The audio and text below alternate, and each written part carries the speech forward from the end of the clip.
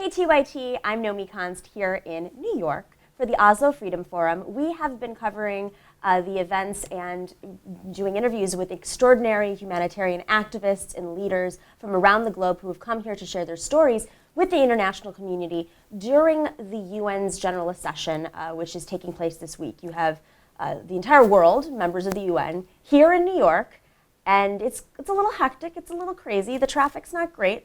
I always want to mention that in case anybody wants to come to New York this week, they know. But the Oslo Freedom Forum it's almost like a relief walking in and hearing the stories of such incredible courage and leadership. And we are very lucky to have someone who I've read about, and I'm swooning a little bit, meaning I'm fangirling out because I've read about him and his incredible work in Serbia. Srđa Popović. Srđa? Hi, Nomi. Popović. You're pronouncing it as a decent Greek. Decent Greek. Greek accent in Serbian, I guess. So you, I've read about your story and the work that you did in Serbia during the revolution. You were one of the many students, 12 students you said, that essentially led a revolution to overthrow the government in the 90s. And you were known for having extraordinary tactics, creativity, and it really broke the mold. And I think our audience in particular, at this moment in US history, there's a very engaged, young, revolutionary spirit that's taking place. And a lot of folks are out there protesting and marching. And I think they can learn a lot from you. So first thing, welcome. Welcome and welcome to Oslo Freedom Forum. Super to be here. When opening the session last night, Gary Kasparov, the head of the organization, had a marvelous sentence, which I would like to repeat. Sure. He says, you have the United Nations where more than 60 dictators will come and brag about what they're doing. And this is the alternative United Nations, and he called this assembly Dissidents United. And I really feel like being a part of Dissidents United. And this is the place where we can meet great people, courageous people, and this is the place where we can learn from people, which is amazing feature of it. Thank you for great introduction. I started as a Hobbit student, being nobody, playing a bass guitar in a rock band, so not really an activist background. When I was 19, I was thinking the activism is for old grannies fighting for dogs' rights or things of that kind. But then we got a very crazy guy that majority of your audience wouldn't know about, but Slobodan Milošević started the 5 wars, named the Butcher of Balkans with a good reason, so our whole worlds have started falling apart. So activism in my generation, in my country, in Serbia, was not a conscious choice. It was no choice. So the only choice was to leave the country or stay there and fight. Being a stubborn Serb, and we are well known of being two stubborn people, we somehow decided to fight back. And being a typical Serb, which means read no books, learning only from your own experience, basically the generation of teenagers, we learn only on our own mistakes. So we started in 1992 anti-war movement, which looked very much like your Occupy Wall Street. We were sitting in a university campuses, all the musicians were there, all the cool people were there. And basically Milošević was bringing foreign journalists and showing everybody that he has this lovely democratic zoo, you know, behind the fence. So look, these people are singing against me. While, of course, in the rural areas, his supporters were voting him in, and he was sending his tanks to Croatia. We matured a little bit in our strategy in the 90s, so we get to the point where we really understood that we need to involve the political opposition as a political alternative. And we did a 996, 97, 100 days of different tactics. This is where we cut our teeth on our tactics, doing everything starting with protests and marches, understanding that these large tactics of concentration are actually not working. They're easier to counter. It's also the place where the police can come in, and then you have a conflict with the police, and something which brings numbers down. I want you to say that very clearly, because that's a huge lesson right there. Large tactics, or large demonstrations? Every single workshop of Canvas starts with a slide showing 5 mass protests. And we say, what do you see? And people say, we see nonviolent movement. Say, no, forget about it. Mass tactics of concentration are one of 200 things you can do in the struggle. when you're looking at how you train people to successfully fight, and when you're looking at the tactics, first of all, you need to understand that tactics are the part of the strategy. So it's not like we are protesting because we feel good protesting, but we are protesting with a cause. Every tactics, that's a part of the workshop, the part of our book, has one of three purposes. Either you try to mobilize your supporters, either you try to bring people from the middle, very important. It's not only enough being right. You need to appeal to the people to be mainstream. Successful movements move from extreme towards mainstream. Look at the environmentalists in the 60s, crazy hippies tying themselves for the fences of the nuclear power plant, and the way they evolved into something which is embedded in every constitution now. So looking at the third thing is disrupting your opponent. And people are very happy disrupting the opponent, and there is this whole obsession with the idea that, we are sitting how far? Maybe 7, 8 metro station from Zuccotti Park? Mm-hmm. How in the world occupying Zuccotti Park is going to disrupt the bank? Mm-hmm. And I met with these people in 2011 while teaching at NYU, and of course they didn't like what I had to tell them. My first question is, if you're a Harry Potter for a day, what would be different? Because every journey starts with a vision. And you are not going to Mordor for the purpose of going to Mordor. You're going to Mordor to bring this ring and destroy it. So if you would be a Hermione Granger for a day, what would be different? So banks are greedy? No banks. So what's there? You need to give people alternative in order to follow. Second, you need strategy. And third, you need to look at the tactics. So if you're really targeting the banks, and that was the big topic there, and we also have this topic on every single class, with our students in the United States, because we do teach in the United States and people bring US cases there. What about, how many of you get a business reply mail? And it's like 20 out of 20. So what about putting the brick in a business reply mail and mailing it back to the bank? So A, you're disrupting your opponent because they're paying the cost. What about 20,000 people do this? And if you compare, when you look at the tactics, wouldn't you rather spend a little bit of time planning and finding the way to really disrupt your opponent, as opposed to bringing 25,000 people into the park and talking them to death. And then they go home. Tomorrow when they wake up, everything is the same. Successful nonviolent struggles require small victories. But does that, little pushback, well, it may not get the press. I mean, that's actually my criticism right now, is that there's so many different marches that even I, as a reporter, which one's important, which one's not important, which one's going to be covered. But traditionally, it's all those people that get the cameras turned on. Once again, you want to look at impact, and impact is sometimes the media impact, but having the media impact is one way to measure things. 96, 97, we had a typical situation. Now when we are talking about this scientifically, and you look at our materials, and by the way, we have a little animated videos on this thing on our webpage, teaching people how to do stuff, because we are very focused on training common people. We think in the heart of every change, it's a hobbit, it's a little nobody who starts the change at home in her or his neighborhood. And this is why we love social movements. Unlike the political parties, social movements are far the best place for common people to participate, as opposed to elite-driven change. So when you're looking at like 96, 97, you have 20,000 people every day on the square, every day, 100 day. So you march, you carry transparents, blah, blah, blah, blah. Well, people get tired. That's the first thing. People get cold. Winters in Serbia can be pretty cold. It's not Siberia, as many Americans will mix it for, but still, it can get quite cold. And then we figured out, okay, what about changing the point of view? So we had this amazing state TV news in Serbia, and of course the state TV news are very often the hatred symbol of propaganda. Like wherever you look at the dictatorship, it is the state TV news that really, spilled that poison across the society.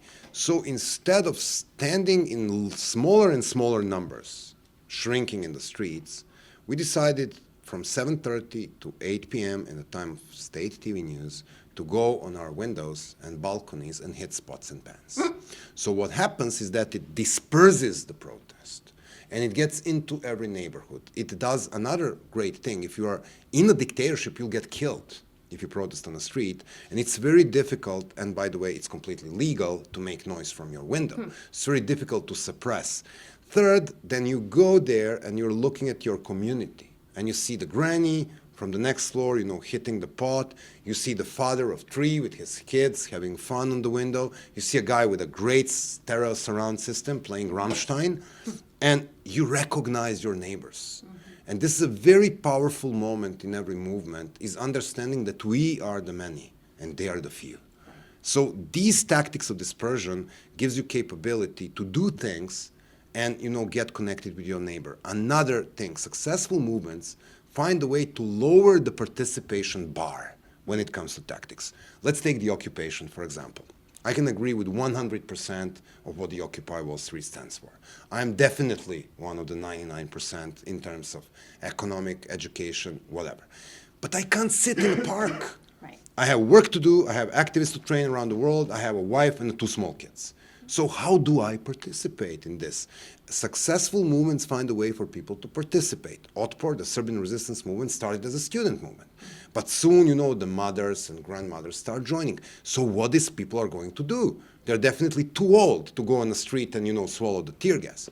So when somebody gets arrested, there is a list of 70 grandmothers and grandfathers who get the phone call of the police station. They place a call.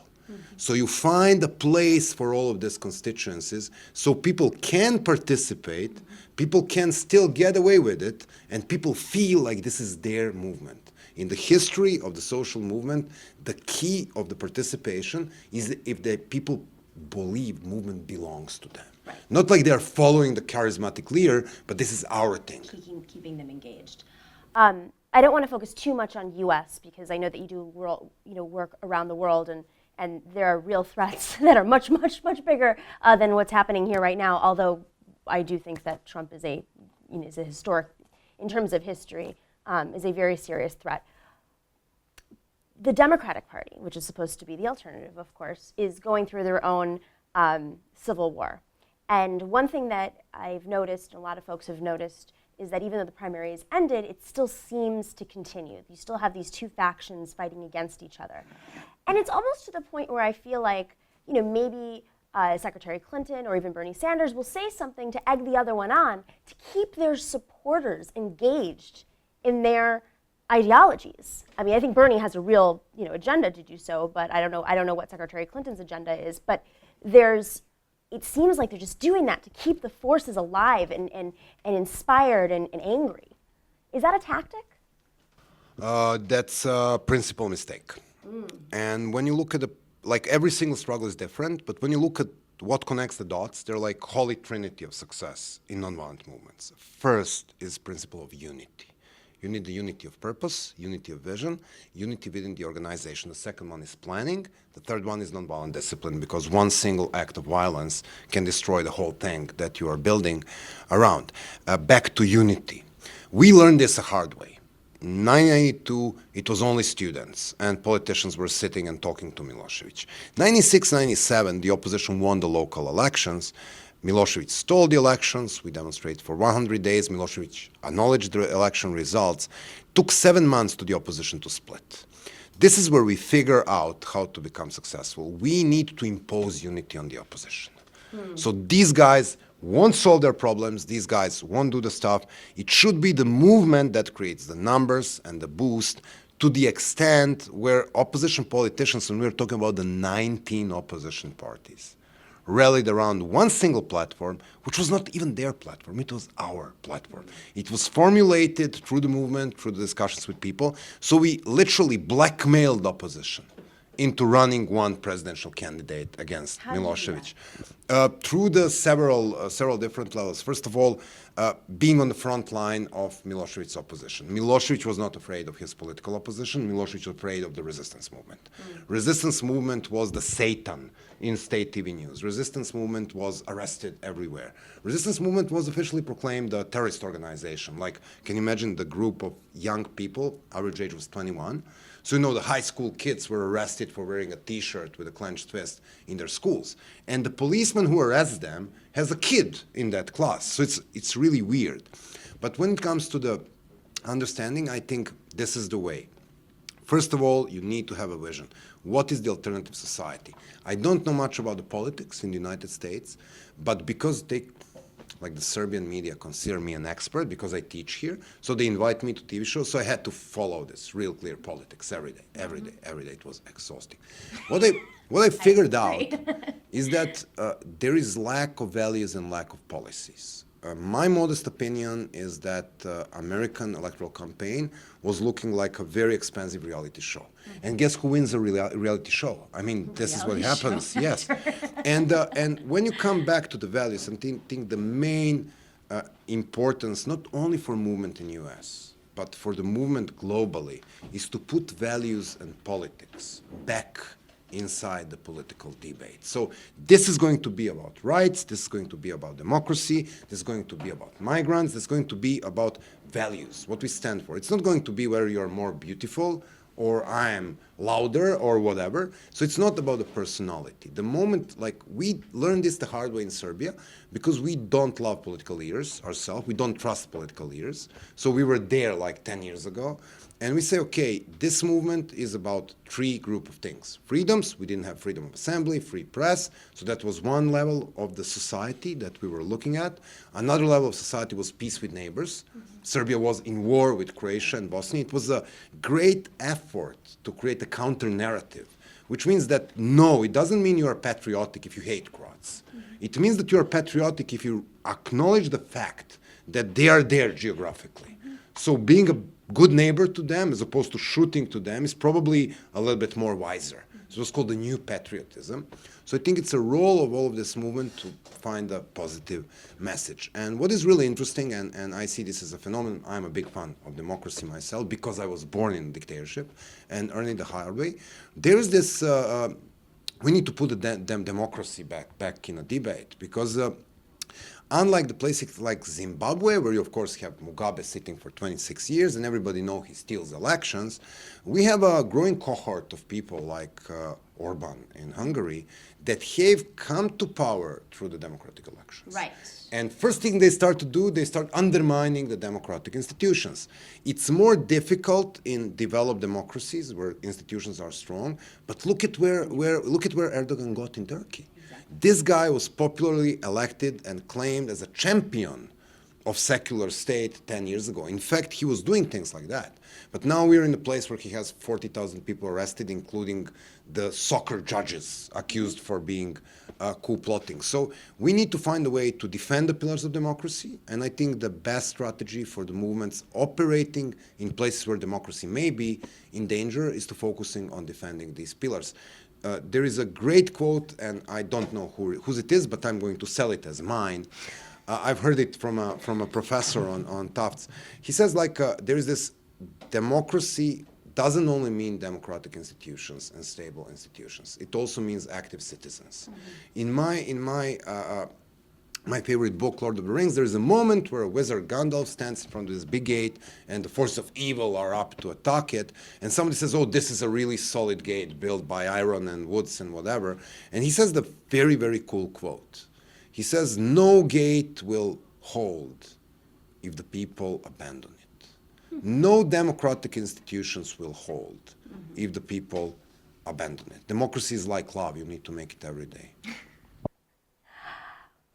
Well, I think that people are definitely feeling it right now in the Western Hemisphere. There's Donald Trump has awakened a lot of folks. We say they got woke. That's the slang that everybody's saying, right? The resistance is collectively maybe a group of voters who didn't even vote, are suddenly feeling more engaged in the process, showing up on the streets, along with long activists, people that were at Occupy or before.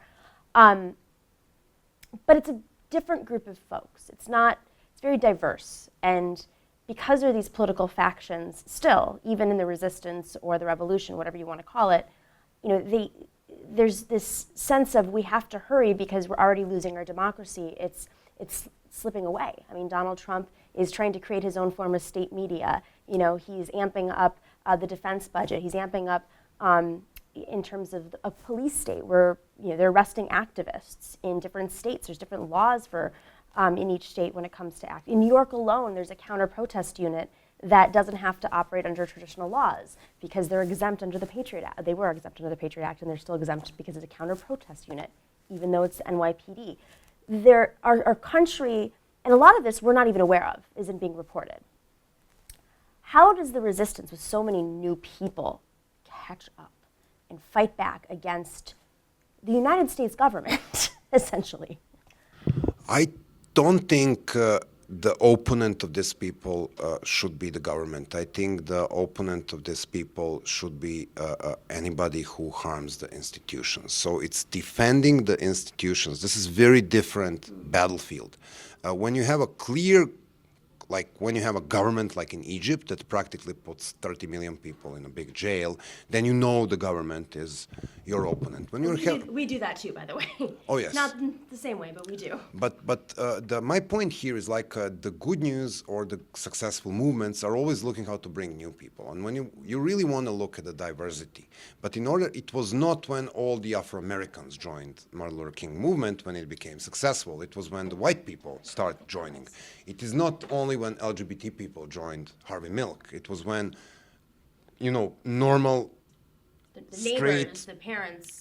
this is like there's this amazing sentence which I quoted somebody in the book. It's like it's not when you see the bunch of gay people protesting at the gay pride. It's when you see the beer belly fathers joining, saying that they love their kids regardless of their sexual orientation. So this is exactly the group of the people, this silent majority, that you want to reach to. In order to reach them, you need to look at what really matters for them. And for the sake of getting them in, you may want to give up tactics or policies which are highly divisive. So I know that will outrage some of your spectators, but you don't put our differences in the heart of the movement's agenda. You put our commonalities. Coalition of 19 different opposition parties in Serbia were standing from those advocating the gay rights in Serbia, which was super exotic and ultra-liberal in 90s. It's like out in the space. And then the guys who were advocating, you know, bringing the religious education to school.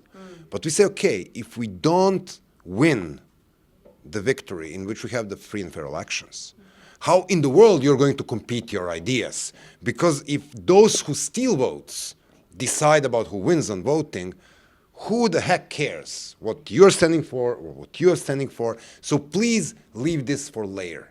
Once we have the normal institutions, you'll be offering your idea on the political market. Whoever gets more votes, great. This is democracy. So I think looking at the cases of I'm really passionate because I get a lot of data about the US movement. What happens is that when we teach a class at NYU, we teach a class at Harvard, we assign students with case. And for the first time in my own, like I teach here for years now, and anywhere between 80 and 100% of the students are in some kind of activism. So I really get people who get passionate about this. So we have all of these cases in class, North Dakota Pipeline people, right. We have a Women's March people. So everywhere you go, you're looking at the tools you can apply to create a social movement. First, unifying vision. Second, know your battlefield. Know which groups you need to mobilize. That means sometimes working with a very strange group. Polish solidarity movement against communism in 80s was a bunch of urban intelligentsia, blue-collar workers, and Roman Catholic Church. You can't imagine these people sitting in the pub. There is no way. So you need to work with the people that you wouldn't be normally working because this is where the numbers is. Plus, I think what is really important now, I've never seen American society so politically divided.